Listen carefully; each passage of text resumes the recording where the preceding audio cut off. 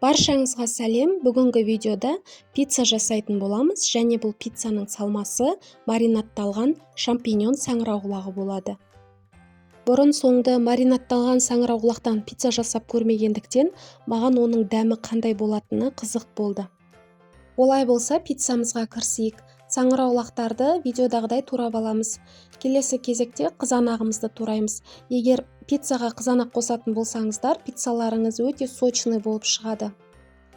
Арасына жаққанға кетчуп пен майонезді араластырамыз. Ал енді столдың үстіне ұнымызды жұқалап сеуіп, қамырымызды жаятын боламыз. Қамырдың ссылкасын төмендегі описанияға қалдыратын боламын. Қамырымызды жайып алдық. Енді табағымыздың астын жұқалап майлап алып, қамырымызды төсеп, үстін вилкамен тесіп шығамыз. Келесі кезекте кетчуп пен майонезімізді жағамызда, қызанағымызды қойып шығамыз. Содан соң маринадталған саңырауқұлағымызды қойып шығамыз. Осы уақытта пешімізді 180 градусқа қыздырып дайындап қоямыз.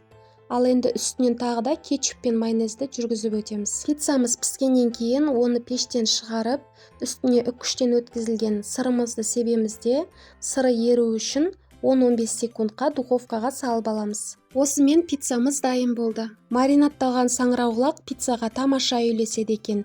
Маған және менің отбасыма өте қатты ұнады. Сіздерге де ұнайды деген сенімдемін.